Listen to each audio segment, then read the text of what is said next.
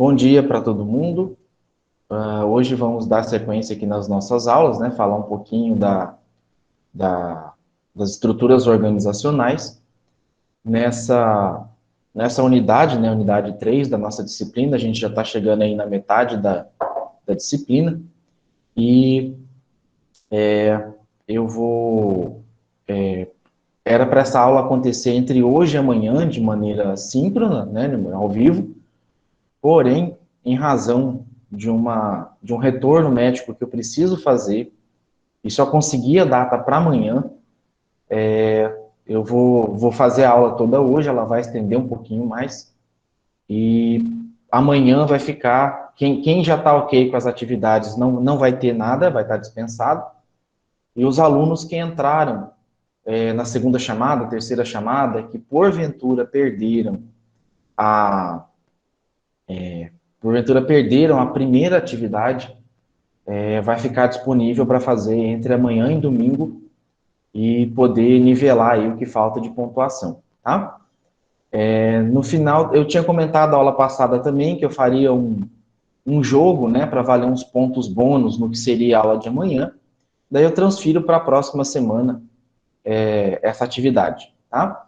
Esse ponto bônus pode ter certeza aí que vai fazer essa atividade aí via o jogo que eu comentei com você, a gente vai fazer, mas eu vou transferir para a próxima semana. Um outro recado também, no final da aula de hoje, eu vou comentar sobre a atividade 3, que é uma atividade em grupo, tá? Já está postada lá no SIGA. No final da aula eu mostro como que vai ser a dinâmica, o que vocês precisam fazer, tá certo?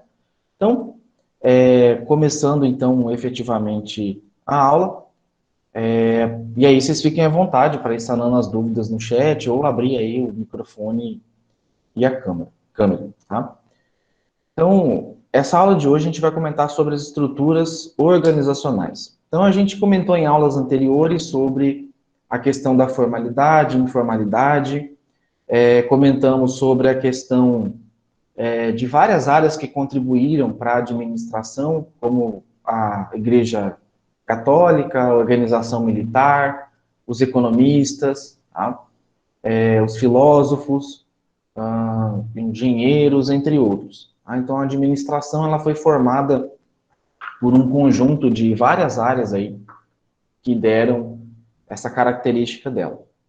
E relembrando alguns pontos também, que nas organizações é necessário que um grupo de pessoas trabalhe junto para atingir um objetivo comum. Comum entre as pessoas e comum da vontade organizacional, empresarial, vamos chamar assim. Essas organizações, elas são representadas ou devem ser representadas formalmente pelos organogramas. Tá?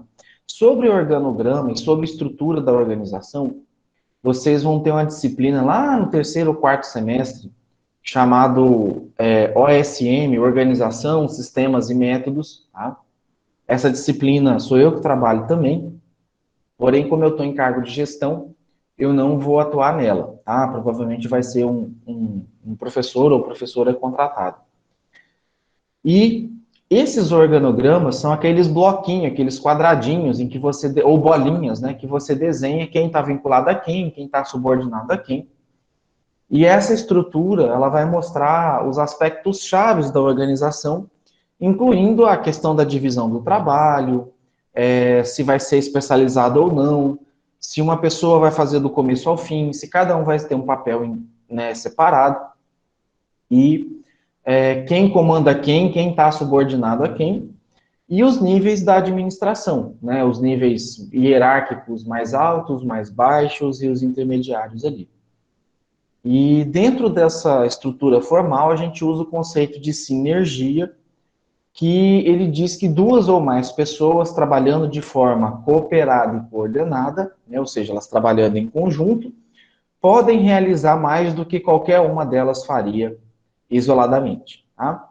Em outras maneiras, se você pegasse dois pedreiros para levantar um muro, né, cada um trabalhando numa ponta do muro, um começa da direita para a esquerda e o outro da esquerda para a direita, o conceito de sinergia, ele diz que é muito mais rápido e eficiente Nesse caso, se eles trabalharem coordenados e cooperados, que os dois trabalhem em conjunto do que cada um fazer a sua parte em separado, tá? E é com esse conceito que eu vou explicar a questão do trabalho em grupo, né? Que tem um estudo de caso e algumas perguntas no final, e os grupos estão com 5, 6 pessoas, mais ou menos. Tem um de 6, que é o primeiro, o restante é tudo de 5, tá? E vocês vão perceber que não é uma tarefa que cada um vão dividir aí, são 5 pessoas, são 10 perguntas, 2 perguntas para cada um, fechou, tá? Não é assim. E dá para eu ver quando é feito dessa maneira, porque esses casos que eu escolhi não são por acaso.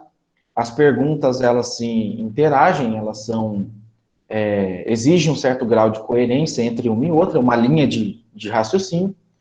E aí, às vezes, quando eu já apliquei essa atividade em outro semestre, dá para ver certinho o grupo que reuniu e fez e o grupo que dividiu lá, igual o Jack Stripador, cada um ficou com um pedaço, cada um ficou com a questão, e depois juntou num trabalho só. Tá?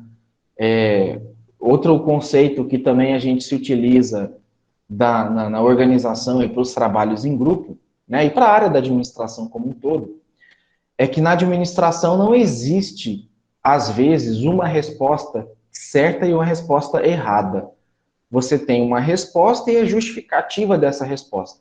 E isso é o que é levado em consideração. Tá? Às vezes o que é certo hoje, daqui 15 dias já não é mais. Às vezes o que foi feito há 50 anos atrás, que foi considerado certinho, hoje já é totalmente errado. Tá?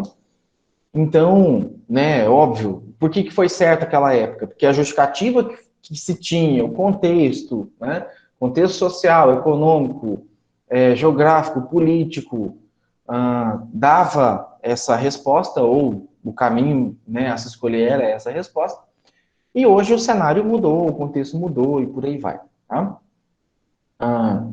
Tem alguns casos que são um pouco polêmicos, assim, que é para provocar mesmo a discussão, e aí, se o grupo não tiver conversado, se cada um escrever uma resposta, você vai afirmar que deve ser feito de um jeito na primeira e segunda resposta, daí lá na quarta, quinta, você tá, que é outra pessoa que pegou, você tá com uma afirmação ou uma linha de raciocínio que é totalmente oposta daquilo que afirmou nas primeiras questões, tá?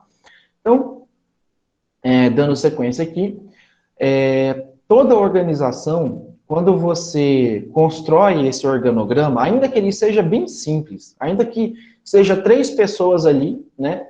Uma vai ter a palavra final, uma vai decidir, as outras 2 vão obedecer, tá? Não confundam hierarquia de decisão com execução de tarefas, tá?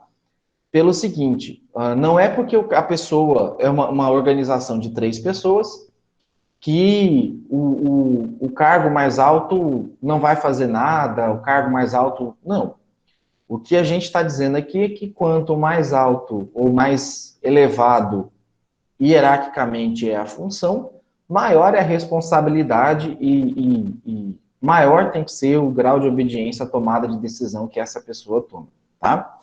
Então, existe uma relação de autoridade e responsabilidade que une os superiores e subordinados, tá? Que é o que a gente chama de cadeia de comando, tá?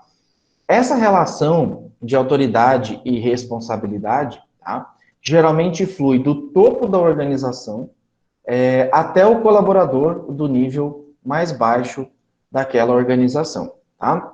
E por que é importante você ter, em toda a organização, ainda que ela seja de maneira bem liberal e tal, por que é importante você ter alguém no comando? Porque senão cada um toma uma decisão e você você toma uma decisão com uma justificativa.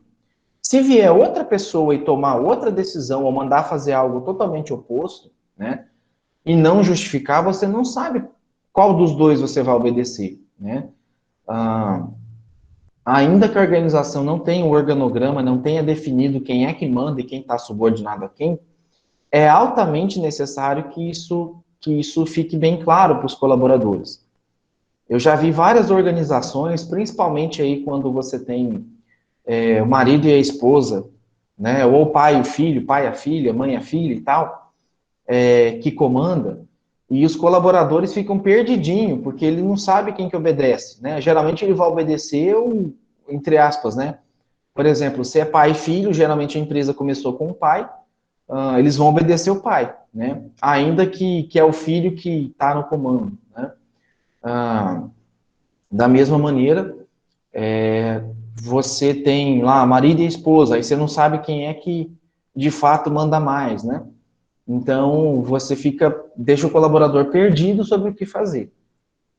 E nesse processo formal, né, de cadeia de comando, a hierarquia deve ser respeitada, tá? E para isso, o FAIOL, que a gente vai comentar um pouco sobre ele na próxima aula, da semana que vem, ele define a questão da unidade de comando como um princípio pelo qual cada empregado em uma organização se reporta e recebe ordem só de um superior imediato, tá? Para o FAIOL, a ideia, que é o que acontece muitas vezes na organização militar, tá?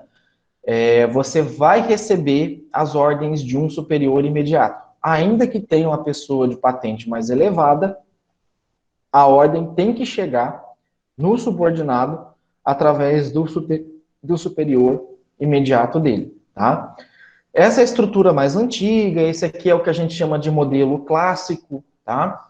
Que é o que geralmente acontece. Então, nessa figura aqui, o A está ligado, o A e o C estão ligados, o B e o C estão ligados à pessoa A, o D está ligado ao B e o E está ligado ao C, tá?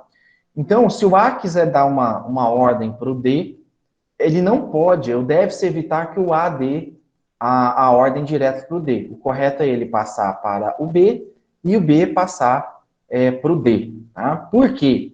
Porque senão pode acontecer quebra de comando, pode acontecer desrespeito, tem um outro nome que eu esqueci agora, ao superior imediato B. O B tem metas, tem prazos a cumprir, então se o A for lá e der uma ordem para o D, o D pode atrasar as entregas do B, ele pode ser responsabilizado por isso, então começa a virar bagunça, tá? Vamos supor que a pessoa A seja o patriarca, né, da organização, pode ser o avô, a avó, o pai ou a mãe, aí deu uma ordem direta para o D, que é um funcionário ali, direto para, sei lá, buscar a criança na escola, e o B tinha dado um monte de tarefa para o D fazer, tá? Aí o D parou o que estava fazendo para atender a vontade do A, né? Gastou lá 1 hora para buscar e deixar a criança em casa, atrasou em 1 hora as atividades dele, por consequência não cumpriu as atividades, o B ficou bravo porque ele não cumpriu a atividade, o A ficou bravo com o B porque o B não cumpriu a atividade. Ainda que o A saiba que o D foi lá buscar a criança na escola,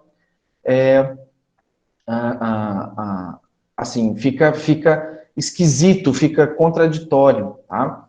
Porque o D, quando o A, por exemplo, pediu para o D, ele imaginou que o D daria conta de fazer essas atividades. E o D geralmente não nega porque é uma ordem de um superior. Então, normalmente é assim que acontece essas bagunças nas organizações, tá? E existe um negócio que muita gente confunde também, que é o termo da burocracia, que a gente vai tratar especificamente em uma outra aula aí também, tá? A burocracia, ela é uma forma muito especializada de se organizar a estrutura organizacional para garantir que a ordem e a direção, que a gente vai ver no processo administrativo, funcionem, tá? Que a ordem, o processo de ordenamento e direção, de fato, funcione, tá? As estruturas, que a gente vai ver, né, o processo administrativo na próxima aula também.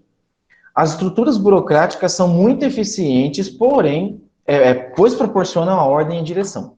Porém, o excesso de burocracia, a formalidade burocrática, significa o cumprimento de várias rotinas, vários procedimentos, e esses procedimentos muitas vezes são complexos, são excessivos, o que acaba gerando uma demora desnecessária, tá? E aí isso dá o conceito negativo ao conceito de burocracia. Então, a burocracia, ela surgiu pós o período do modelo patriarcal, paternalista, tá? patrimonialista, a gente vai ver isso com mais detalhe também em outras aulas.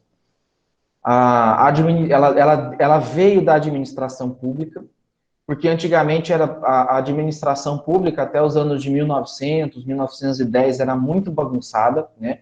Tinha muita confusão do que era patrimônio público, do que era patrimônio privado, tinha muita ineficiência, não tinha concurso público, tinha muito desvio, corrupção, como tem ainda, né, até hoje. E a burocracia, ela veio para colocar algumas regras, para colocar rotinas, procedimentos, e tornar a coisa mais previsível. E por ser previsível, ela teria de ser mais eficiente. Tá? Porém, o excesso de regras, principalmente regras simples, desnecessárias, tá? Faz com que você, assim, atrapalhe todo o processo. Tá? Por exemplo, o próprio vestibular da Unemat, ele pede o documento autenticado em cartório, né? Alguns documentos autenticados em cartório, dentre eles os documentos pessoais ali, RG e CPF. Quem já tem o RG novo, tá? Que tem lá um QR Code de validação, ou a CNH que tem como um QR Code de validação, não precisa ser verificado em cartório, tá? Por quê? Porque é só qualquer servidor ir lá, pegar um aplicativo que abre QR Code, bater uma foto do QR Code e abrir e conferir se aquele documento é original ou não, tá? Então, qual a necessidade de eu pedir para a pessoa ir no cartório autenticar um documento que é muito simples de ser autenticado ou verificado pela internet, tá? Mas está numa lei que diz que tem que ser autenticado em cartório, na verdade, uma resolução interna, e aí isso acaba obrigando a fazer dessa forma, tá? E aí, para você corrigir isso, você tem que ir lá e corrigir a lei, tá? Então, mas da onde que vem a eficiência disso então, professor? É eficiente do ponto de vista de garantir que você está de fato recebendo um documento autenticado, e isso vai te dispensar o tempo de correr atrás da informação daquele documento, né, se não for autenticado em cartório ou via QR Code, para saber se aquele documento é original ou não, tá? Para ligar na escola e saber se aquele histórico escolar, aquele certificado de conclusão do ensino médio é verdadeiro ou não, tá? Em média, em todo vestibular da Unemat, para cada 2.500 vagas, né, que são ofertadas, pelo menos de 3 a 5 históricos escolares são falsificados, para vocês terem uma noção, tá? Então, todo documento é checado, ainda que leve 6 meses para checar, mas todo documento é checado, tá? E nisso, todo semestre pega de 3 a 5 documentos falsificados. Geralmente é ligado aos cursos mais concorridos, como medicina e direito, tá? Mas já aconteceu de outros cursos também, inclusive de contábeis, tá? E a burocracia, ela trouxe uma certa organização que era necessário, né? Porque a administração, as organizações, elas foram evoluindo ao longo do tempo. Elas saíram de uma situação do campo, né? Puramente campal, campesina ali, em que você produzia para a sua subsistência, e a partir do momento que você passou a especializar a sua produção e passou a ter excedente de produção, você começou a comercializar esse produto com outros vizinhos, com outras cidades, com outros países. E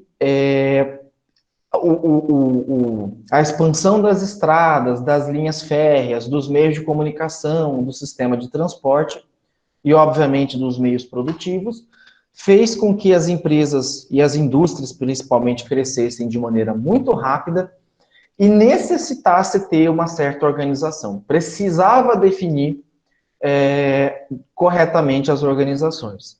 Então, basicamente, a gente tem o modelo clássico, né, ele diz que são 3 tipos de organização. O primeiro é o modelo modelo em linha ou linear, tá?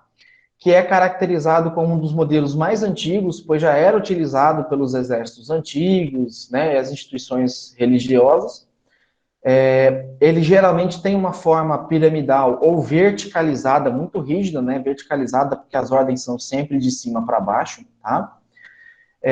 Na qual deixa bem claro as linhas de autoridade, comando, comunicação e obediência. Inclui também, como característica, a questão de centralizar as regras e também o sistema de punição. Então, esse modelo linear, tá? Na verdade, vocês vão escutar dois modelos, linha e staff. Ou o terceiro, que é a junção dos dois, que é parte linha e parte staff. Tá?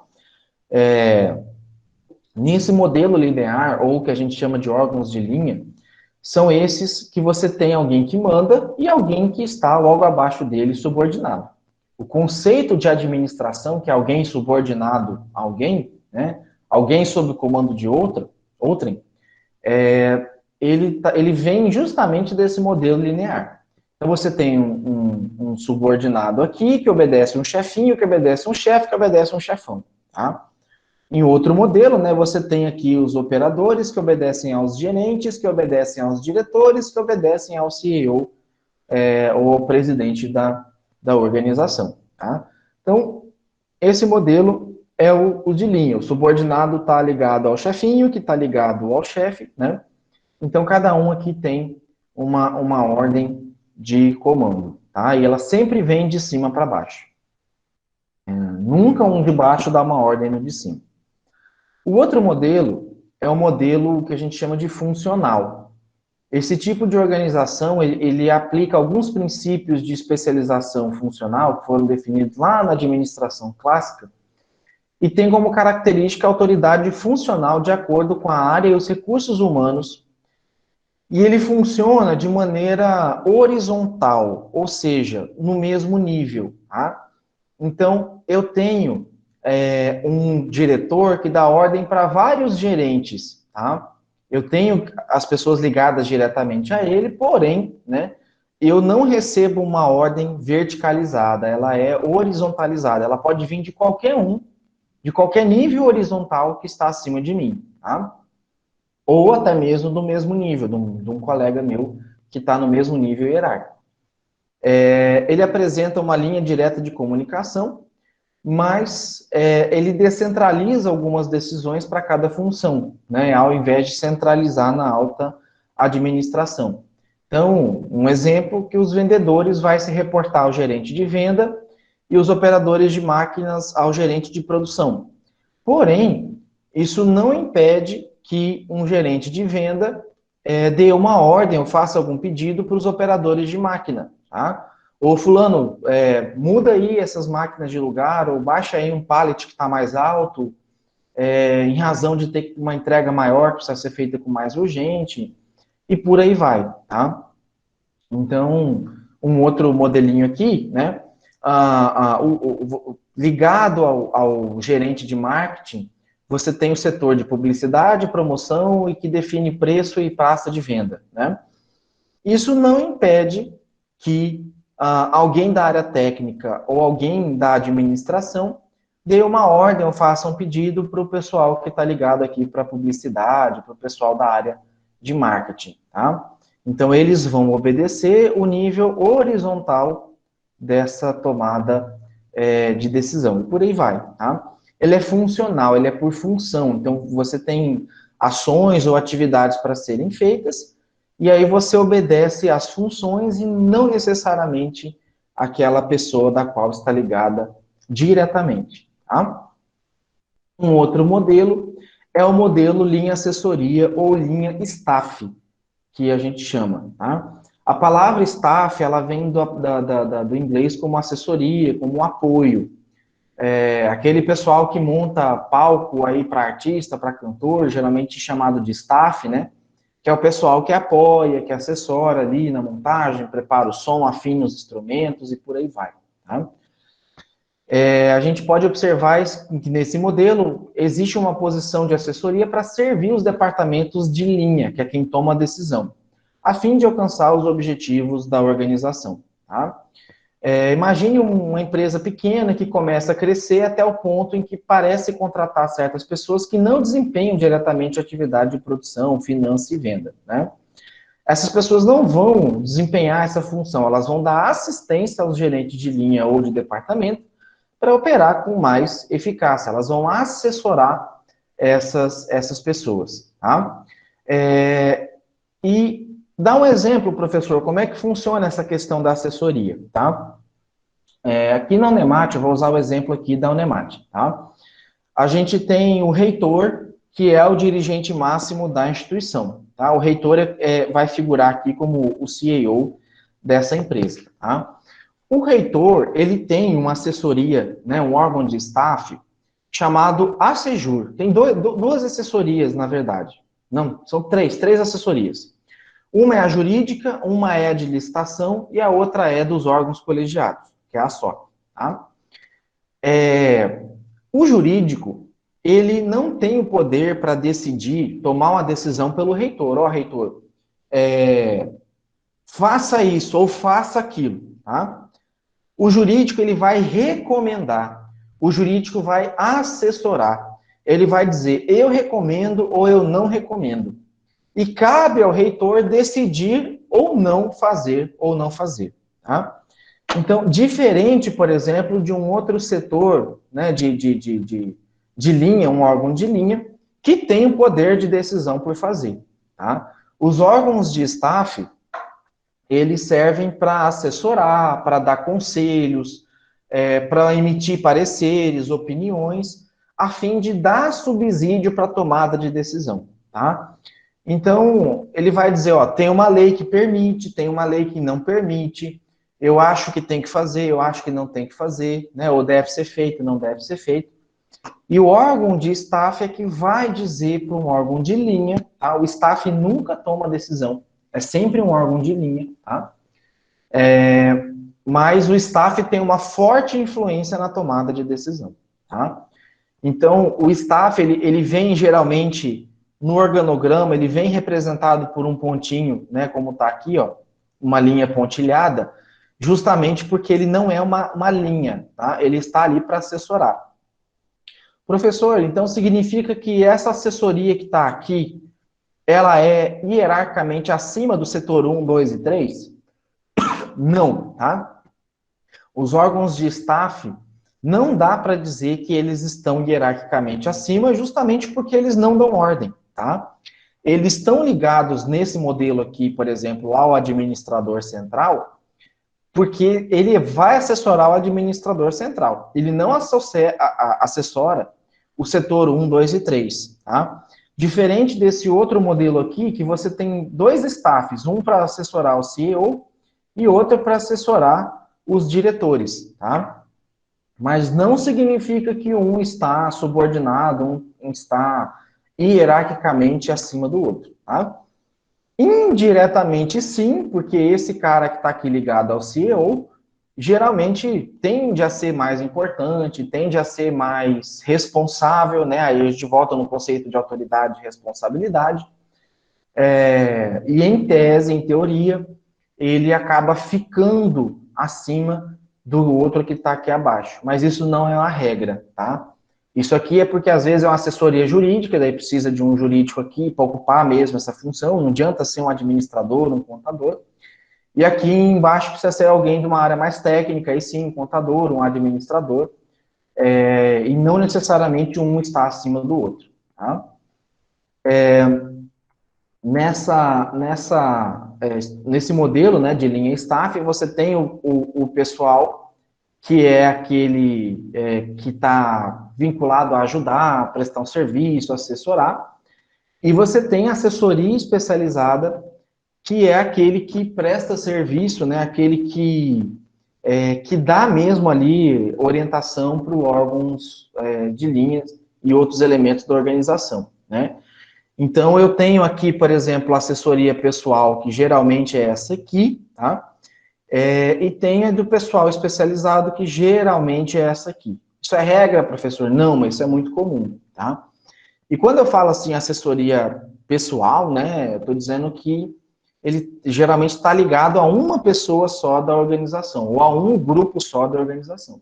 Diferente dos diretores do assessor especializado, que está ligado ali a vários diretores, tá? Então, Aqui eu tenho os 3 modelos, né? Um desenho mais simples, em que eu tenho a estrutura linear, percebam que ela é bem verticalizada, tá? Que tem um predomínio da autoridade linear. Na estrutura funcional, eu tenho um predomínio da autoridade funcional, né? Então, eu tenho esse gerente aqui dando a ordem para os 2 setores de execução, né? Da mesma maneira, o outro gerente dando as ordens ali, eles obedecem não verticalizado como é no outro modelo, eles obedecem de maneira cruzada, que a gente chama, né? Ou intercalado. Vou limpar aqui o slide, que eu fiz uma bagunça aqui. E a estrutura linha staff, tá? Em que eu tenho aqui uma assessoria ligada ao diretor, que vai muitas vezes recomendar algo para os gerentes ou para o setor de execução fazer ou não fazer. Lembrando que ele sempre recomenda, ele nunca dá uma ordem, né, para um gerente ou para alguém de execução. Ele só recomenda, tá? Ele não tem o poder decisório. Bom, feito isso, definido a estrutura, né, e assim, é muito comum que as empresas tenham essa estrutura, esse modelo bem definido, porque isso vai facilitar a definição de fluxograma, organograma, funcionograma, as regras de etiqueta da empresa, o código de ética, entre outras coisas. Tá? Entrando aqui no processo de departamentalização, tá? A departamentalização ela é um processo que visa determinar o agrupamento das atividades. Tá?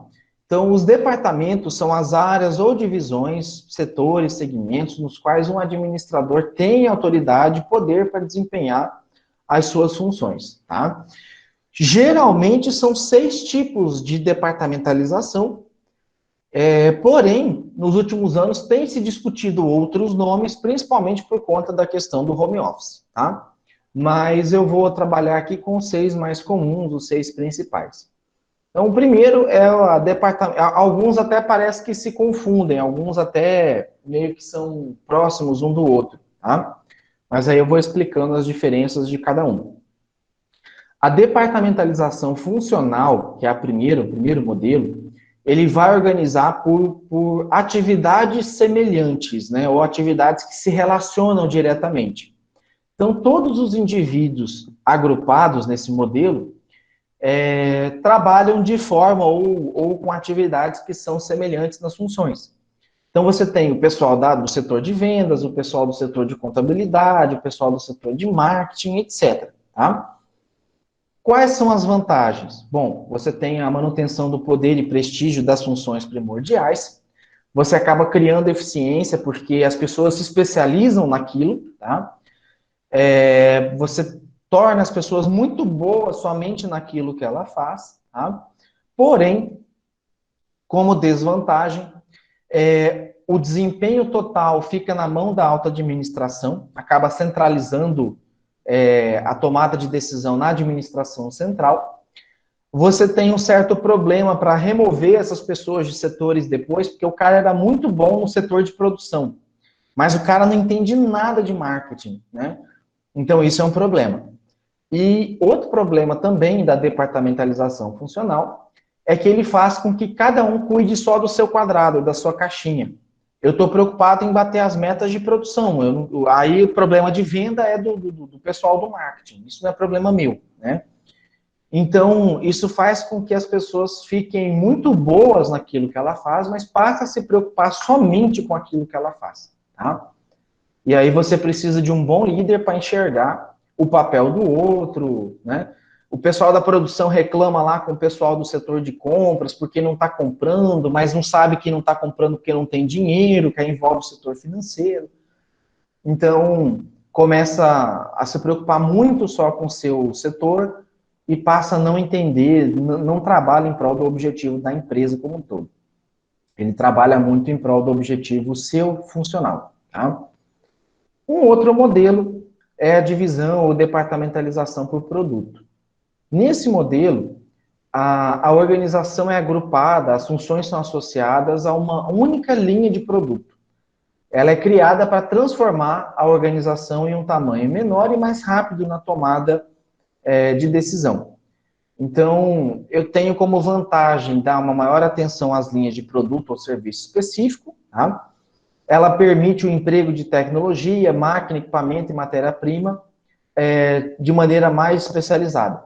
Então, por exemplo, se eu tenho aqui uma gerência da divisão têxtil, eu vou ter o pessoal da produção, do marketing, da manutenção, todo ligado à gerência da divisão têxtil, tá? Eu não vou ter os departamentos, isso aqui só cuida das máquinas, e aí cuida das máquinas de todas as outras divisões ou gerências, tá?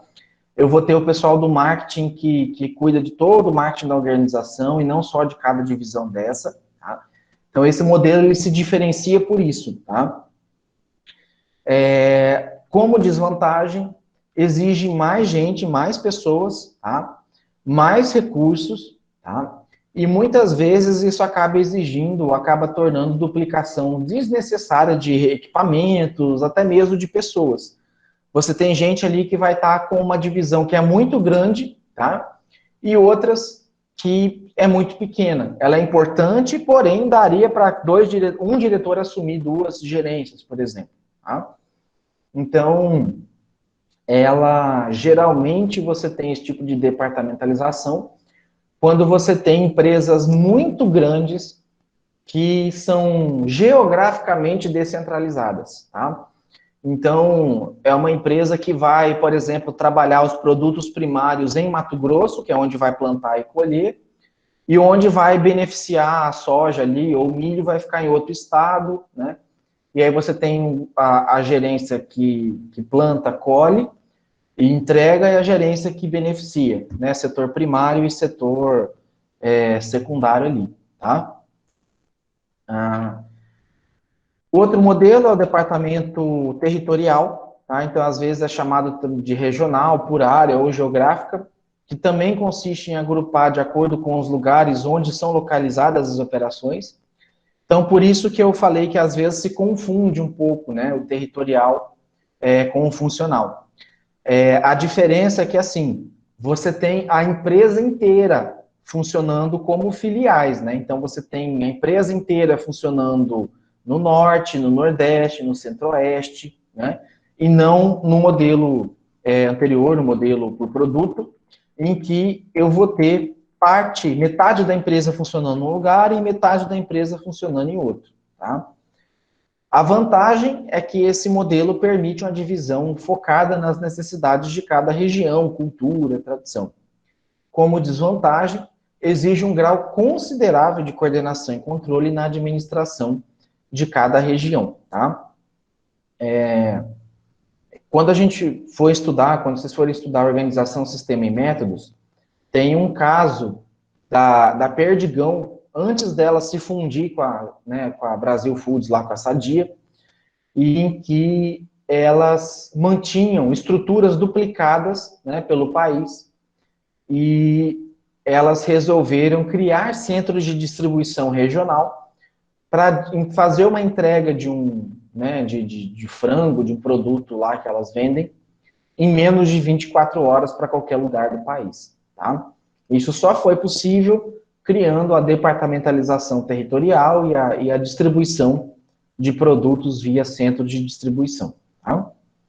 Outro modelo é a departamentalização por cliente, que consiste em agrupar atividades que focalizam um determinado produto ou serviço, tá?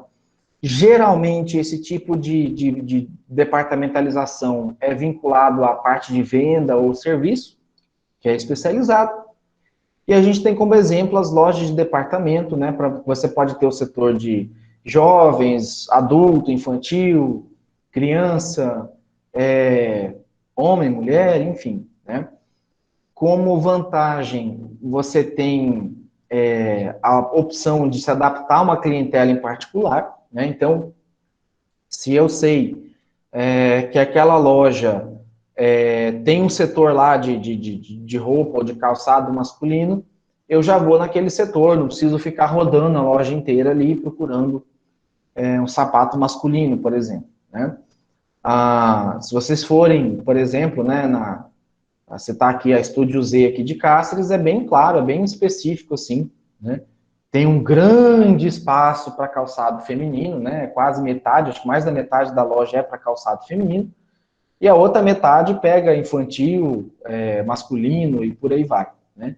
Então, ela fica, né, bem claro essa divisão, tá?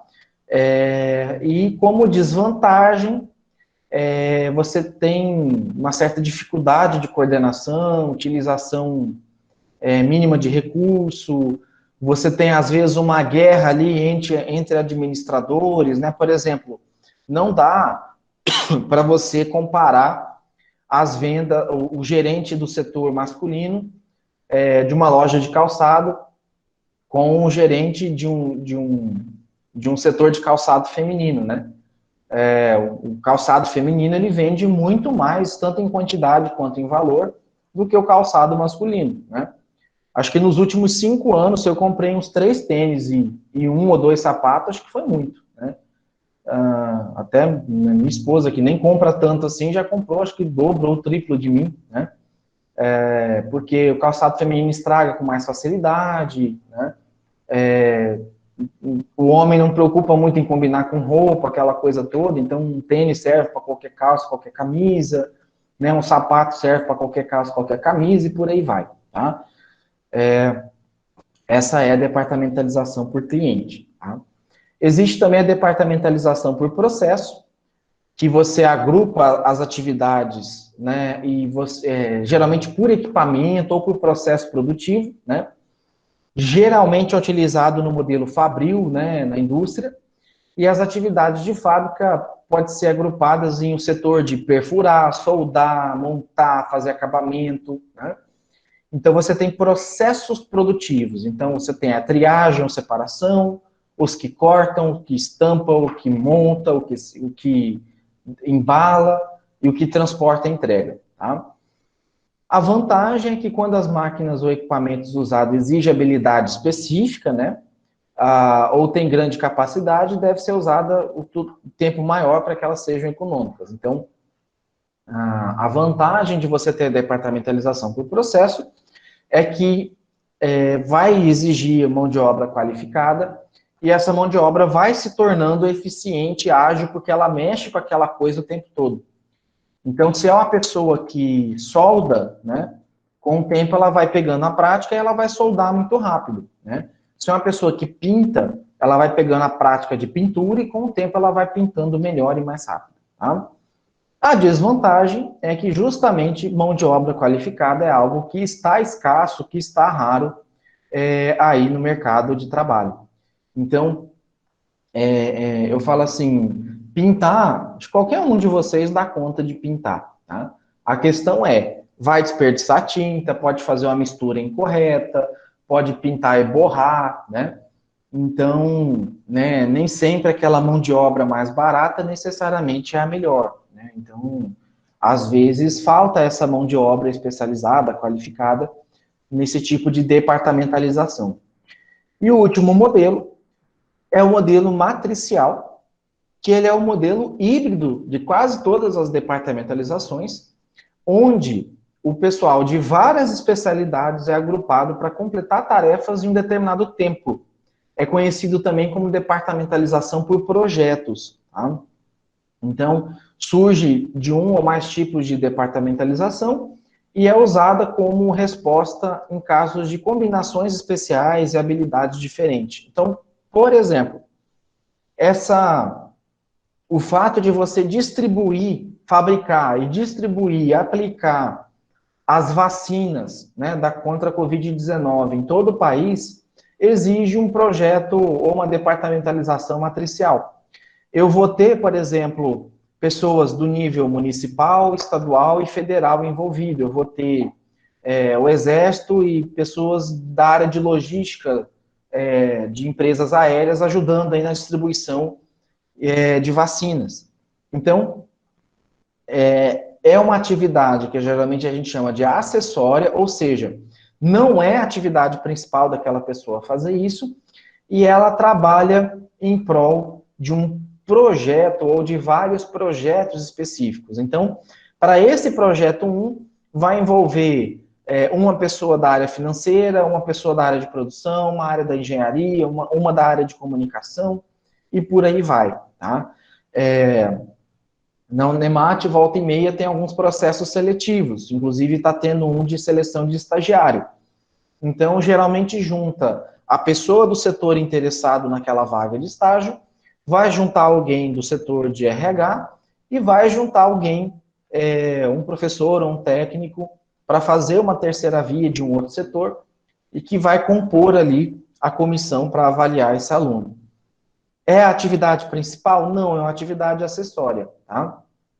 E ela tem como vantagem uma comunicação e uma coordenação livre, geralmente a chefia é compartilhada, tá?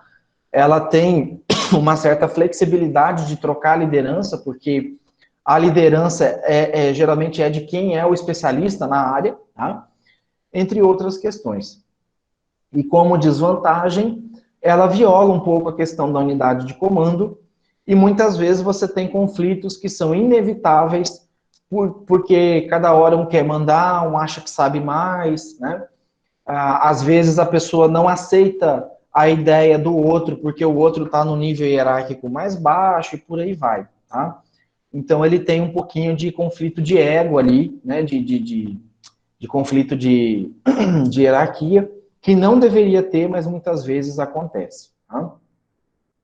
E em todos esses tipos de departamentalização, existe um negócio que a gente precisa falar, que é a delegação, poder, autoridade e responsabilidade. Tá? Delegação é o ato pelo qual um administrador ou uma pessoa distribui e dá a incumbência de alguém realizar aquela atividade. Tá? Ao delegar aquela tarefa, aquela ação, você delega junto uma autoridade, tá? Para aquela pessoa frente às outras pessoas na organização. A autoridade é o direito daquela pessoa que foi delegada fazer, mandar ou mandar alguém fazer, a fim de se alcançar um objetivo organizacional. Já a responsabilidade, ela vem como uma obrigação inerente ao processo de delegação, pois quando você delega algo para alguém, naturalmente se espera que o funcionário, aquela pessoa, cumpra de forma eficiente e eficaz a tarefa que foi dada a ela. Então, para eu exemplificar, tá? Vamos supor que eu vou passar um exemplo, tá? Uma atividade síncrona para vocês fazerem ao vivo amanhã, e eu não vou estar na sala. Aí eu falo com a Ingrid ou com a Valdete, falo, ó, estou delegando para vocês duas a autoridade de professor para vocês ficarem responsáveis pelo grupo de aluno aqui para desempenhar essa atividade amanhã. Ao mesmo tempo, quando eu delego essa autoridade para elas, tá? Eu estou dando a elas o direito de registrar falta, de cobrar frequência, de fazer, às vezes, uma avaliação, de reportar um problema que está acontecendo, entre outras coisas, tá? Então, se elas disserem que é para fazer atividade à mão e entregar por correio, é a autoridade delas. Eu deleguei isso para elas, tá? E aí é onde as pessoas, né, ao mesmo tempo que eu dou a autoridade, eu estou dando um certo grau de responsabilidade. Então, existe uma questão de bom senso em que até que ponto, se eu tenho uma ordem, até que ponto eu posso fazer ou não fazer, mandar fazer ou não fazer, né? Porque é um poder provisório, é uma autoridade provisória. Poder não, é uma autoridade provisória. Então, eu não posso lambuzar e abusar do poder frente a essa autoridade que foi dada para essas pessoas. Tá? Já o poder é diferente da autoridade. Tá? O poder é a capacidade de influenciar indivíduos, grupos, acontecimentos, decisões, e geralmente o poder está relacionado à liderança. Tá? Nem todo mundo que tem autoridade necessariamente tem a liderança. Tá? Então, os assessores, eles, né, as pessoas dos órgãos de staff, eles têm pouca autoridade, Porém, eles têm muito poder para influenciar quem toma a decisão, tá? Então, ele não manda nada diretamente ali, só que, perdão, ele tem muita influência em quem toma a decisão, tá? Às vezes,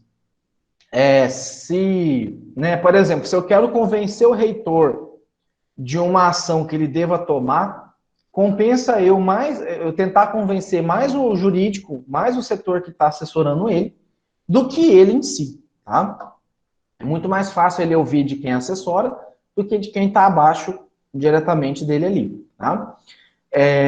Então, a autoridade é eu passar para a Valdete e para a Ingrid, né, a autoridade de cuidar da sala. Então, é elas que vão mandar, elas que vão decidir, elas que vão ter, né, ali a autoridade para comandar a sala.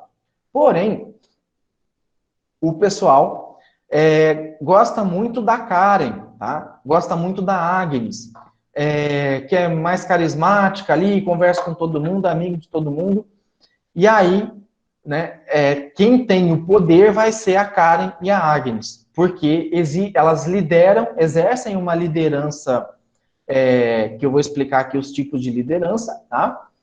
E o pessoal às vezes não reconhece, ou pode não reconhecer a Valdete ou a Ingrid, em razão delas discordarem, acharem que o professor escolheu a pessoa errada, né? Um exemplo hipotético, tá, pessoal? Escolheu a pessoa errada ali para representar aquela autoridade em sala, tá? E quanto ao poder, existem basicamente 6 tipos de poder que a gente chama, tá?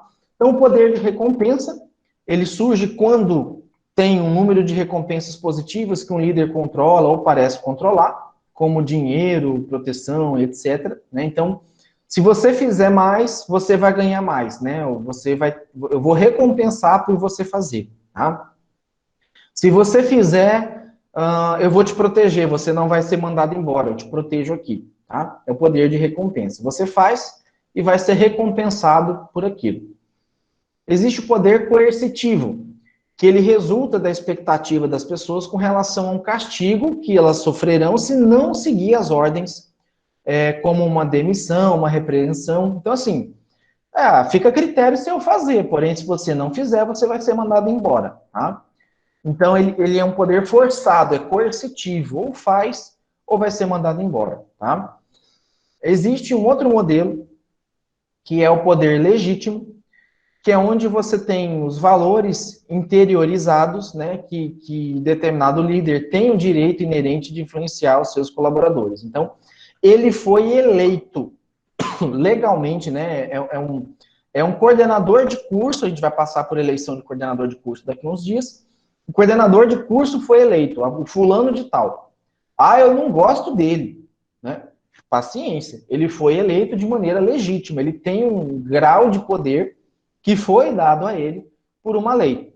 E aí o subordinado é obrigado a aceitar, simplesmente porque vem derivado de um poder legítimo. Então, eu não gosto desse presidente, eu não gosto do presidente anterior, eu não gosto do anterior, é obrigado a aceitar, né? Enfim, porque é derivado de um poder legítimo, tá? Geralmente vem vinculado a um poder democrático, tá? O poder de controle da informação, tá? Que ele deriva da posse de conhecimento que outros não têm. Então, algumas pessoas exercem esse tipo de poder quando dão ou retêm a informação necessária.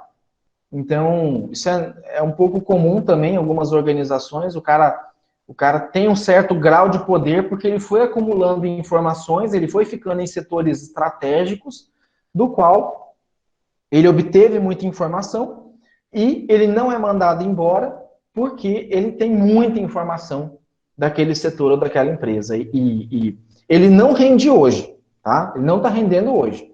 Porém, se mandar ele embora é pior, porque ele vai levar um monte de informação da empresa para o concorrente, tá? Poder de referência, ele vem da identificação de um líder ou do que o líder representa ou simboliza. Geralmente está ligado, também conhecido como carismático, né? Porque é uma pessoa que encanta, que encoraja, né, que serve de exemplo para outras pessoas. Então, a simpatia, a força de superação, a forma de falar, de se expor, acaba motivando ali outras pessoas. E o poder técnico, ele resulta do conhecimento ou experiência do líder em uma área em que o mesmo deseja influenciar outras pessoas. Então, ele é referência, ele tem um certo poder, porque ele sabe fazer tão bem feito, ele sabe tanto daquele assunto, que ele acaba tendo um certo poder relativo ali de influenciar outras pessoas. Tá? Então, cuidado com a delegação em poder. Não se deve utilizar o poder de forma autoritária. Se usar de forma autoritária, terá um efeito em que as pessoas se sentem fracas ou ineficazes. Existem certos limites quanto ao uso de autoridade e poder, porque todos os membros da organização têm a sua restrição e a limitação à sua autoridade. Então, para delegar nas organizações, é importante que as pessoas tenham responsabilidades e prestem conta daquilo que lhe foi confiado. Tá? Então, quando você delega para alguém certo poder ou responsabilidade, essa pessoa precisa prestar conta. Tá? Senão, ela se embebeda, ela se afoga naquele poder que foi dado a ela, e dessa maneira ela fica prejudicada e queimada com aquilo. Tá? A responsabilidade é uma obrigação que é criada quando o empregado aceita a delegação de autoridade, né? Então, o fato de eu aceitar, né, o fato da Ingrid ou da Valdete aceitar a responsabilidade de coordenar a atividade da sala, ela é criada quando elas aceitam a autoridade que eu dou a elas. Tá? A prestação de conta é o fato de que os colaboradores serão avaliados pelo cumprimento das responsabilidades que foram dadas. Então, elas vão prestar conta dizendo quem fez, quem não fez, por que fez, né? Quem não fez, quem teve dificuldade para fazer, e isso é a prestação de conta. Tá? Então, prestar contas é sinônimo de ser responsável, né, perante a quem lhe deu a autoridade e a responsabilidade, e esse supervisor pode tanto punir quanto recompensar, dependendo de como essas pessoas exerceram a autoridade que a elas foram delegadas. Tá? Então, os indivíduos devem ter uma designação ou delegação de autoridade suficiente para levar a cabo a sua responsabilidade. Então, se a responsabilidade de um administrador é manter certo nível de produção, ele deve ter autoridade suficiente para tomar as decisões que afetem esse nível de produção. Então, a ele é dado essa missão. Tá? Se ele produzir muito, sobra e enforca o caixa e o financeiro. Se ele produzir pouco, vai faltar e aí, né, eventualmente pode ser responsabilizado. Então, sempre tem esse equilíbrio ali de responsabilidade que é dado para essas pessoas. Algumas consequências da desigualdade entre responsabilidade e autoridade é a pouca autoridade e muita responsabilidade que pode resultar em frustração e ineficiência. Como assim, professor? Se eu der autoridade para uma pessoa que não se impõe ou que não está preparada para isso ainda, isso vai gerar frustração. Porque ela vai falar, fica quieto, pessoal, e o pessoal não fica. Faz atividade, pessoal, e o pessoal não faz. Isso vai gerar frustração e ineficiência. Tá? E caso a autoridade seja muito maior do que a responsabilidade, pode levar a alguns certos abusos e alguma arrogância, né? O que a gente chama de escorregar na baba. Vem com tanta vontade de mandar, né? Hoje eu que mando, vocês têm que me obedecer, né? Vai fazer o que eu mandar. E aí pronto, acaba virando abuso e as pessoas passam a não respeitar justamente por essas questões. Tá? Consideramos também outras coisas a serem tratadas, a questão da centralização e descentralização. Tá? Então, a centralização nas organizações, ela proporciona uma maior tomada de decisão importante, geralmente em níveis mais elevados. Tá? as decisões são centralizadas no nível mais hierárquico mais alto da organização. Nas descentralizadas, a maior parte das decisões são tomadas em níveis mais baixos e mais operacionais da organização, tá? Então, quando você fala que uma organização é centralizada, você está dizendo que a maior parte das decisões, e as decisões mais importantes, são tomadas lá pelo nível mais elevado. E quando você fala que é descentralizada, você não é o nível maior que toma a decisão, é os níveis mais baixos. Porém, eles geralmente dão ciência para o nível mais elevado, justamente para ver se ele está de acordo ou não. Tá? Então, aqui eu tenho dois modelos, né, de organização centralizada e descentralizada. Percebam que o centralizado, que está azulzinho aqui no mais escuro, né, é quem toma a decisão. E no descentralizado, né, geralmente está vinculado aqui nos níveis mais baixos, mas poderia ser aqui, poderia ser por aqui, tá? Enfim, no modelo centralizado, né, ele tende a concentrar essas decisões muito, muito, muito importantes, porque é a pessoa que está no topo da organização, em tese, consegue enxergar o futuro ou o caminho que ela quer seguir de maneira melhor, e por isso que geralmente acaba ficando com ela. Já o modelo descentralizado, né, você confia muito nas pessoas que estão aqui, né, no nível mais baixo, para que elas façam essa tomada de decisão, e aí isso envolve, você delega para elas a autoridade, a responsabilidade para tomar essas decisões, tá? E aí qual que é o papel do administrador, né, frente às mudanças na sociedade? E só uma outra questão. Professor, mas qual que é melhor? É o modelo centralizado ou descentralizado? Depende. Para cada tipo de organização, existe um modelo mais eficiente. Nas organizações mais tradicionais, mais verticalizadas, o modelo que funciona melhor é o centralizado, tá? Nas organizações mais dinâmicas, que estão suscetíveis ao ambiente externo, ao mercado, a que funciona melhor é a descentralizada, tá? Então, como que a administração se inseriu nisso, né, nesses tempos mais modernos? Então, com a globalização, é natural ter transformação no mundo, né, como teve no mundo dos negócios e na vida da sociedade. A partir da década de 90, novas relações entre empresas e algumas alianças estratégicas foram construídas, visando o posicionamento de mercado globalizado. Então, a gente teve várias fusões de empresa, como a Brahma com a Antártica, que, né, derivou a Ambev, Itaú, Unibanco, que acabou ficando, né, mais o Itaú, a Sadia com a Perdigão, que derivou da Brasil Foods, tá? Perceba que manteve a marca Sadia, manteve a marca Perdigão, manteve a marca Brahma, a marca Antártica, porém, elas foram fundidas dentro de grandes corporações para que elas pudessem enxugar o quadro de pessoal, enxugar o processo produtivo e dessa maneira serem mais eficientes, tá? Então, um exemplo aqui para vocês, aqui em Cuiabá, existia a fábrica da Heineken e quem comprou a Heineken foi a Coca-Cola. O que ela fez? Em vez dela produzir a Heineken aqui, é muito mais barato ela concentrar a produção lá em São Paulo, lá em Goiás, e distribuir a Heineken para cá, do que manter uma indústria toda, uma fábrica toda aqui, né?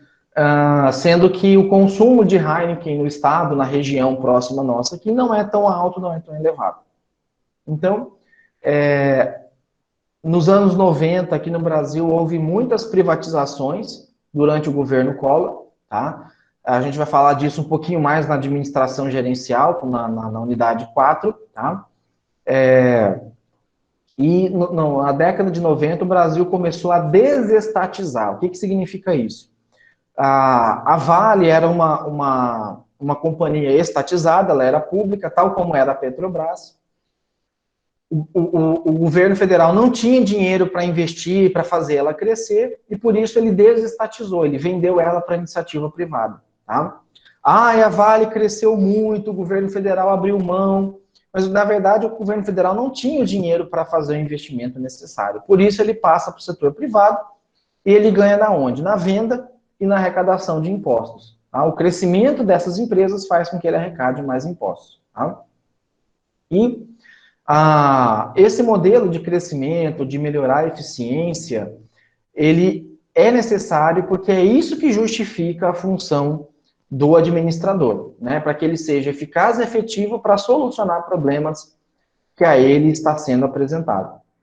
Então, dentro da administração, existem alguns paradigmas, né? O que são esses paradigmas? São modelos ou padrões que são marcos de referência para explicar às pessoas como lidar com diferentes situações e ajudá-las nisso. Na administração, os paradigmas representam modelos de gerenciamento, contexto ambiental, contexto social das organizações. Então, eu vou mostrar para vocês alguns modelos, tá? Que foram adotados, né, em cada época, em cada período, tá? E que ele foi muito útil ou necessário naquele período. Porém, com o passar do tempo e da evolução, vai surgindo outros modelos que vão tornando aquele anterior um pouco obsoleto. Tá? Então, por exemplo, o modelo burocrático, vocês vão ver que ele foi muito útil e necessário para organizar, para formalizar as organizações por volta de 1915, 1930, né? O modelo burocrático foi muito útil e necessário para a administração pública, tá? Porém, o excesso dele, ao longo do tempo, foi prejudicial. O modelo japonês de gestão, com Kanban, com Just-in-Time, né, os de qualidade total, visava a produção enxuta e visavam também a integração entre todos os funcionários. Então, por que o modelo japonês ele trabalha muito com qualidade? Tá? Porque o modelo americano é um modelo de descarte. Tá? O modelo americano é um modelo voltado ao consumismo. Então, eu vou fabricar um produto que tem que quebrar ou estragar para que as pessoas consumam. Tá? E no Japão, principalmente depois da Segunda Guerra Mundial, o Japão ficou totalmente destruído. E o Japão nada mais é do que um monte de pedra, morro e ilha, e terremoto. Né? Então, o Japão não tem muitos recursos naturais, o Japão não tem o luxo de trabalhar com coisas descartáveis. O japonês ele precisa de produtos duráveis, porque ele não tem matéria-prima suficiente para produzir, né, produtos voltados aí para o consumismo. Então, no início do século XXI, a gente está vivendo aí uma revolução digital que vem modificando a estrutura de produção, contato com o cliente, por exemplo, as redes sociais, tende a valorizar os trabalhadores cada vez mais, né? E aí você tem várias mudanças que estão ocorrendo, né? A redefinição do papel de administrador e gerente, a interdependência da visão sistêmica mundial, como, por exemplo, a crise imobiliária dos Estados Unidos afetou a economia do mundo inteiro, tá? A administração informatizada, então o uso de sistemas integrados, né, sistemas de informação comercial, que integram dados e o excesso de dados formam informações que são utilizadas para a tomada de decisão. O empreendedorismo que deriva do desemprego, então a crise mandou muita gente embora, muita gente, por questão de sobrevivência, teve que ser empreendedor por necessidade e abrir o seu próprio emprego, o seu próprio comércio. Tem um foco no cliente e no mercado que está ficando cada vez maior, né, em buscar aquilo que o cliente quer.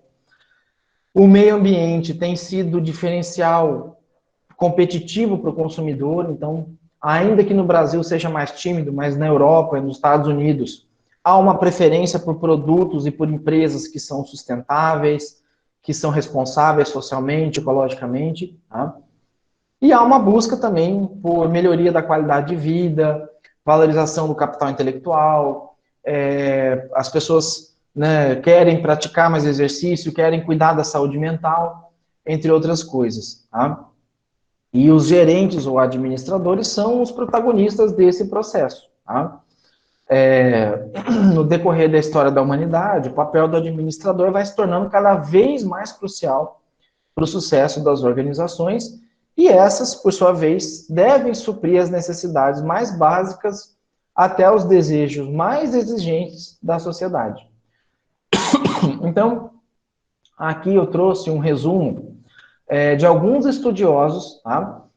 E o que eles influenciaram dentro da administração, tá? Depois eu vou explicar um pouquinho cada um deles. Eu não vou delongar muito, porque é só para vocês conhecerem mesmo.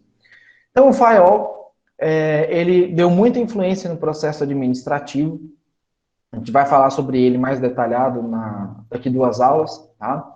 O Chester Bernard, ele influenciou muito a questão do executivo, tá? A importância da tomada de decisão e as funções de quem executa. O Herbert Simon, ele decidiu muito em cima dos processos decisórios, então ele disse que há processos que precisam ser decididos de maneira mais rápida possível. R. Mitzberg, que definiu o papel do gerente, a teoria dos 2 fatores, tá? Em que as pessoas precisam ter as suas necessidades, os gerentes precisam satisfazer e motivar os colaboradores. A Rosemary Stewart, que ampliou, melhorou a questão do processo decisório. O Fred Lutyens, que também trabalhou a questão do desempenho do gerente, a importância do gerente, a diferença de chefia e liderança. E o Andrew Grove, com os princípios da administração de alta performance. Tá? Então, bem sucintamente, né, o Fayol, ele trouxe a definição de um sistema de regras e autoridade, né? Ele definiu 14 princípios de autoridade e comando, e ele destrinchou um pouquinho mais os 4 processos básicos, né? O planejamento, organização, direção e controle, né? A direção ele dividiu entre comando e coordenação, e ele não aceitava, né, os 4, ele teimou em dividir em 5, justamente porque o conceito de comando e de coordenação são diferentes. Comando é uma pessoa só que dá, coordenação é feito por 2 ou mais pessoas. Tá? Não vou detalhar os 14 princípios dele, mas ele dizia que cumprindo esses 14 princípios, você teria uma empresa altamente eficiente. Tá? O Chester Bernard, ele apresentou ideias de conceitos de eficiência, eficácia, equilíbrio, tá? Ele dizia, né, ele foi um dos que contribuiu para aquela divisão da departamentalização, para que as pessoas se especializassem em uma determinada tarefa ou atividade, tá? O Simon, ele diz que o administrador, ele é sinônimo de tomada de decisão, né? Ou seja, você contrata alguém para decidir, né? Ele pegou os estudos do Fayol e do Bernard e ele definiu 3 fases do processo decisório, né? A questão da intelecção ou prospecção, que detalha bem certinho um problema ou situação que requer uma solução. Então, ele pega um problema semelhante àquele método cartesiano, né? Ele pega um problema e divide aquele problema em quantas partes for necessário, e aí vai resolvendo as partes aos poucos. Tá? O processo decisório, né? Então você divide o problema, a concepção é você criar as alternativas para a solução de cada um desses pequenos problemas, e a decisão é o julgamento ou escolha da alternativa.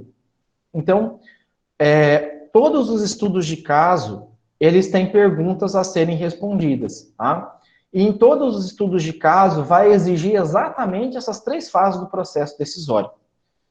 Precisa-se primeiro identificar o problema, depois colocar um leque de alternativas para resolver esse problema, e por fim, dentre as alternativas possíveis de serem escolhidas, você precisa escolher uma só e justificar a sua escolha, tá?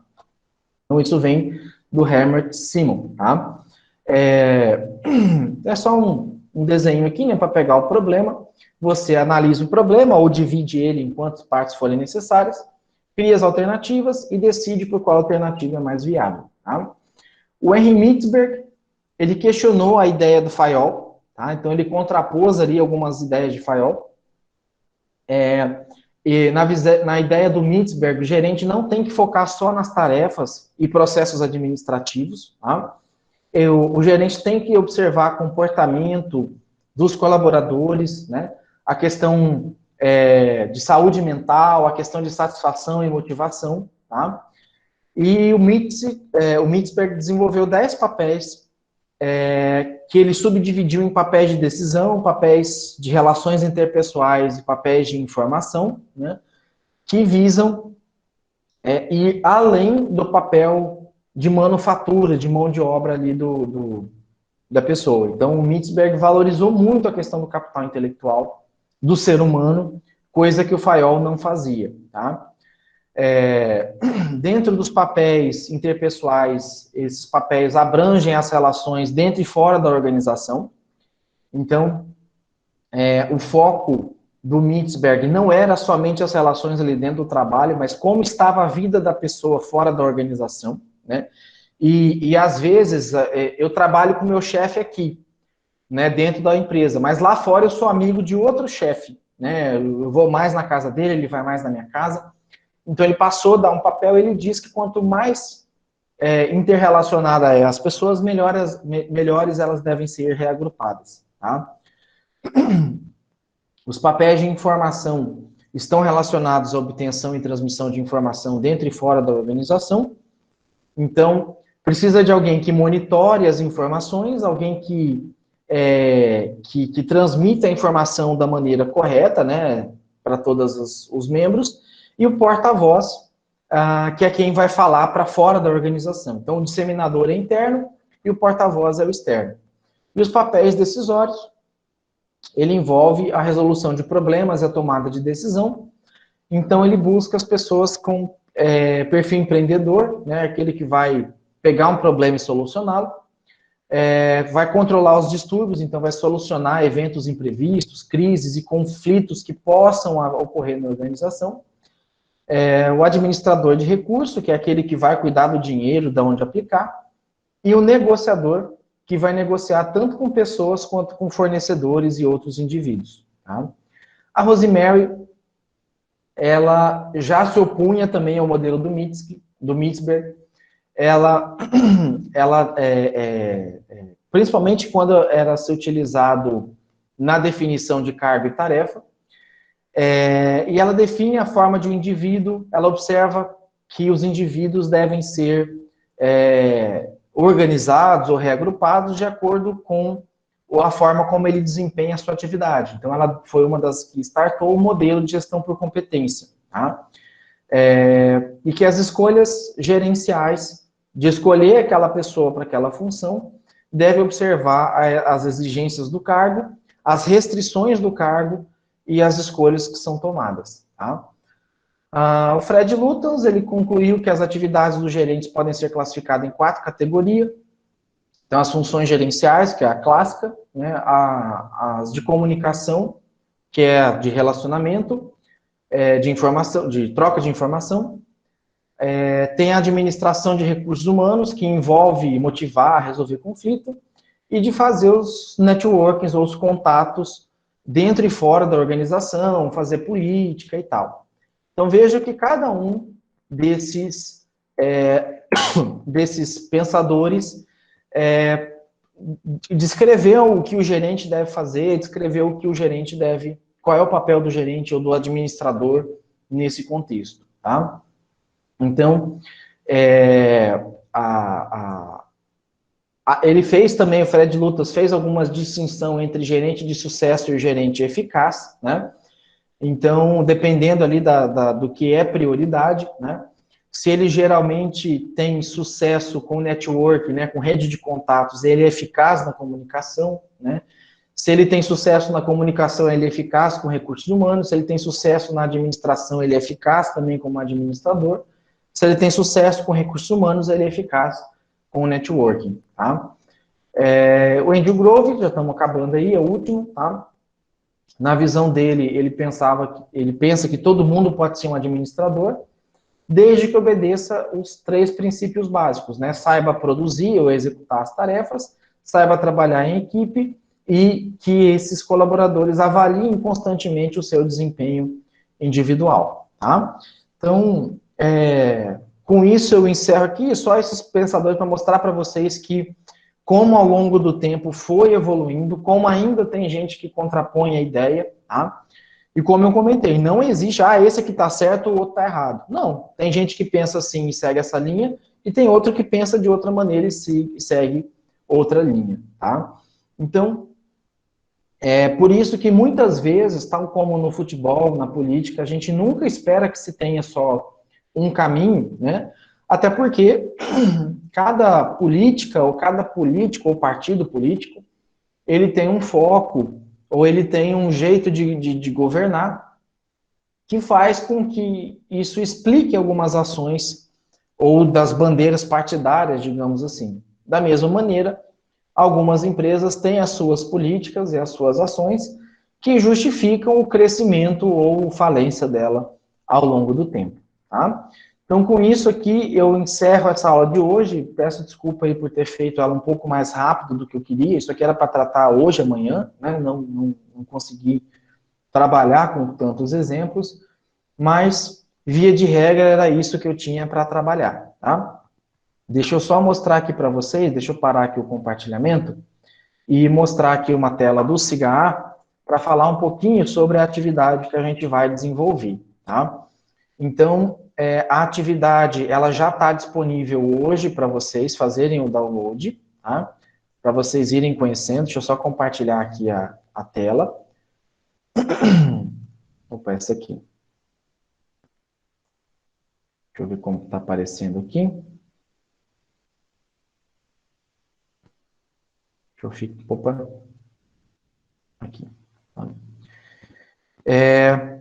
Deixa eu visualizar como aluno aqui para vocês verem, tá? Primeiro de tudo é vocês saberem qual grupo vocês estão, tá? Então, como é que eu vejo, professor, os grupos sou eu que dividi, tá? Por que eu que dividi e não deixei vocês escolherem? Porque é parte da avaliação, tá? Eu quero ver como é que vocês vão lidar com o trabalho em grupo com pessoas que vocês ainda não conhecem direito, tá? Se a gente estivesse no modelo presencial, eu sei que vocês já teriam as suas panelinhas nessa altura das aulas, tá? E geralmente eu sou o que destrói as panelinhas. Eu não gosto de grupo de panelinha, porque geralmente nas panelinhas de 5 pessoas, tem 2 ou 3 que fazem e o restante é carregado, tá? Nesse modelo que eu escolho os grupos, eu tento eliminar essa variável, tá? Então, se você vier aqui em alunos, ver grupo, tá? Alunos, ver grupo, tá? Eu não estou, obviamente, eu estou visualizando como professor, eu não estou em nenhum grupo. Mas, se vocês vierem com esse perfil, né, de vocês, vocês vão ver em qual grupo que vocês estão, tá? Daqui a pouco eu mostro todos os grupos aqui. E onde é que está a atividade, professor? Eu venho aqui, atividades, tarefas, tá? Em atividades, tarefas, aqui já está descrito a tarefa, tá? Aqui tem os critérios de avaliação, as regras de negócio, digamos assim, tá? A partir de hoje, vocês já podem baixar o arquivo e entre amanhã até o dia 19 de junho, vocês podem enviar a atividade, tá? Então, se vocês quiserem aproveitar a aula de amanhã já para reunir, fazer e mandar, ok. O quanto antes vocês puderem já adiantar as atividades, melhor. Pode mandar amanhã, pode mandar até o dia 19 de junho. Então, são 2 semanas para vocês se reunirem e fazer, tá? Esse arquivo, quando vocês baixam, ele está no formato RAR, tá? .rar, que precisa de um programa chamado WinZip ou WinRAR para descompactar, tá? Professor, eu estou com muita dificuldade, no meu grupo não conseguiu baixar o arquivo, me manda um zap que eu explico para vocês, eu mando talvez o arquivo direto aí para vocês, tá? Nesse arquivo está os 9 casos, tá? Na verdade, acho que até tem 10, tem um caso a mais lá, mas o 10 eu vou usar como reserva, E tem um modelo que vocês vão escrever as respostas, tá? Já tem um arquivo do Word lá dentro, é onde vocês vão escrever a resposta de vocês nesse arquivo e vão enviar, tá? Eu preciso que vocês, dentro do grupo de vocês, formem um líder, tá? Eu preciso que vocês definam, tá? Deixa eu mostrar aqui quem são os grupos, tá? Gerenciar grupos, tá? E assim, ó, o grupo 1 vai ficar com o caso 1, grupo 2 com o caso 2, e por aí vai, tá? Então, no grupo 1, tá o meu xará Gustavo, Ana Caroline, Rayane, Joyce, Gabriela e Letícia, tá? É o único que tem 6 pessoas. O grupo 2, tá Thaís, Valdete, Mariana, Milene e Matheus. Grupo 3, Adson, Elmo, Ingrid, Lucas, Kelvin, tá? Grupo 4, Juliane, Ney, Aline, Éder e Roseli. Grupo 5, Helena, Felipe, Luiz Henrique, Tainara e Baroni, ou Baroni, não sei, tá? Grupo 6, Agnes, Cláudia, Alessandra, Bruna e Eduardo. Grupo 7, Bárbara, Francisco, Gleice, William e Maria Vitória. Grupo 8, Ivan, Anne Caroline, Valmir, Tiago e Karen. E grupo 9, João Rafael, Isabelle, Paulo, Jefferson e Yasmin, tá? Então, vocês vão definir quem vai ser o líder, tá? O líder vai organizar as reuniões, o líder vai fazer a postagem do arquivo, tá?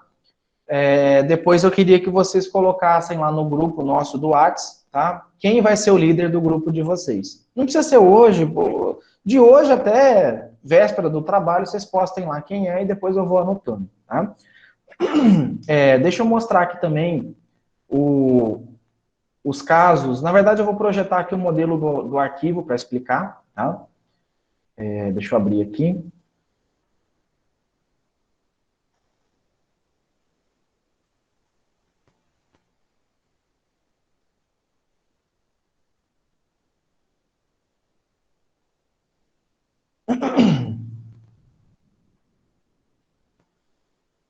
Aqui, ó. Esse modelo é o que está lá, tá? Postado. Então, ele vem aqui com uma capa. Aqui vocês vão colocar o número do grupo 1, 2, 3, 4. Vão colocar aqui o nome completo dos integrantes, tá? Em ordem alfabética, por gentileza, tá? E só isso aqui na capa. Aqui vocês vão colocar o título do caso de vocês, e aqui vocês vão colocar a pergunta e a resposta do grupo, tá? Quais são as regras, professor? O que precisa fazer, né? Como é que o senhor vai avaliar a gente aí, tá? Bom,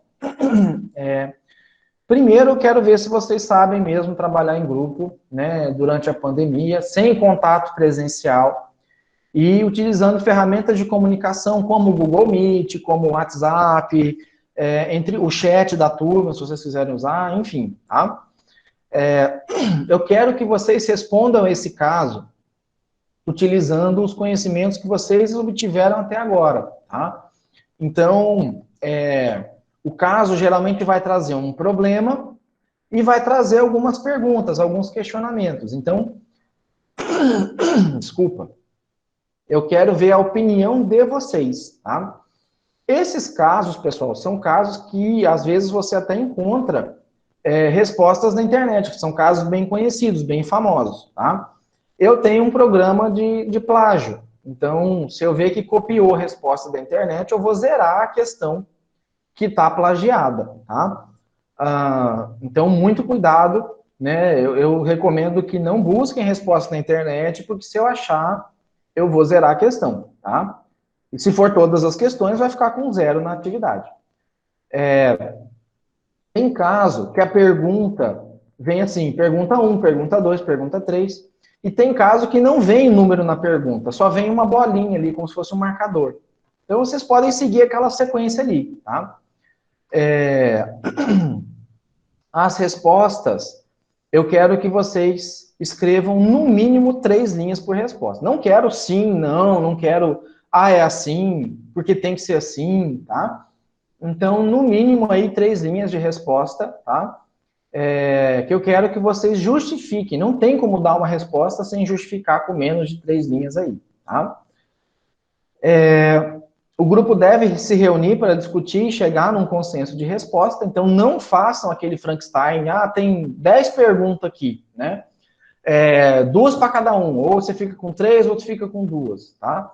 Reúnam para discutir. Vocês não vão gastar, se vocês lerem o caso e marcar uma reunião só para discutir as respostas, vocês não vão gastar mais do que 1h30, 2 horas para responder essas respostas, tá? Para chegar num consenso de resposta.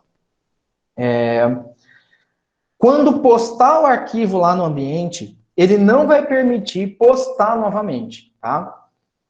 Por que isso? Eu já tive situação em que, às vezes, o grupo não se reuniu, juntou 2 do grupo de 5, juntou 2 de um lado e 3 do outro, e foi um lá e postou. Aí o outro foi lá e postou em cima, né?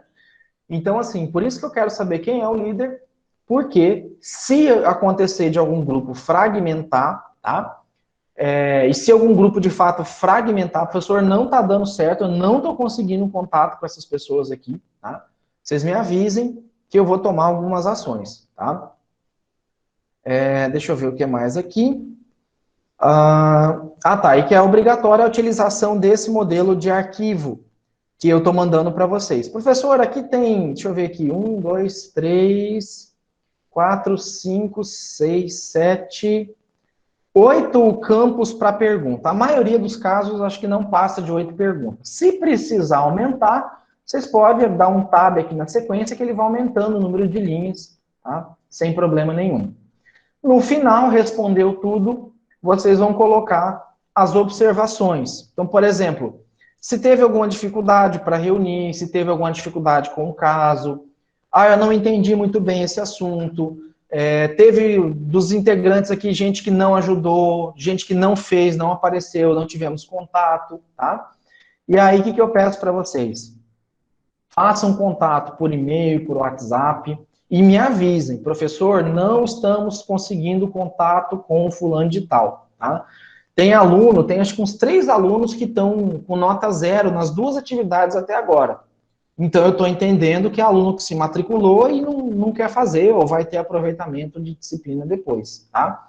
Basta me avisar para o WhatsApp e anotar aqui na observação. Obviamente, essas pessoas, se ajudou pouco, vai ter uma nota reduzida. Se não ajudou, vai ter nota 0, tá? Então, deixar isso também muito bem claro. Acho que no mais, era isso que eu tinha dessa atividade para comentar com vocês, tá? São 2 semanas, é tempo tranquilo. Se quiser aproveitar a aula de amanhã já para fazer, fiquem à vontade, tá? E os casos eu recomendo que vocês leiam pelo menos 2 vezes, tá? E tem caso que é um pouco mais polêmico, tem caso que é um pouquinho mais assim questionável e tal, mas eu quero justamente para provocar e ouvir aí a resposta de vocês, tá? Então, com isso, vou encerrar aqui já a gravação. Queria ver se tem mais alguma pergunta antes de eu encerrar aqui.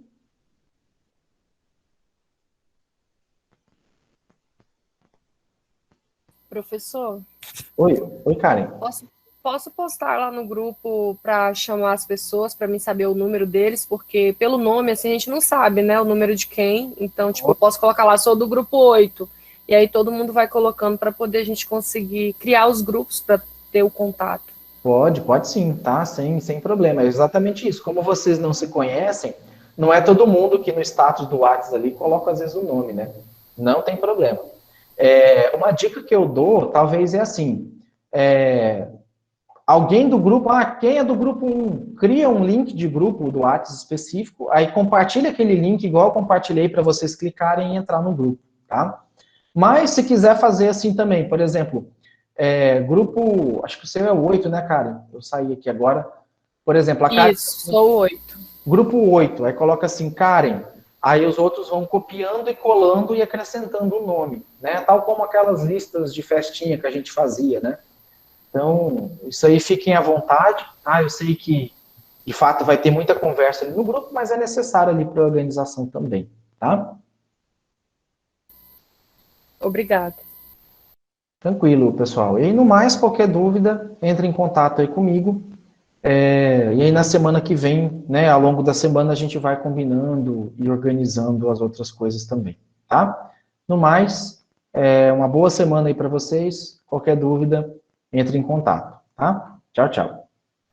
Tchau, professor. Tchau, bom dia. Bom dia.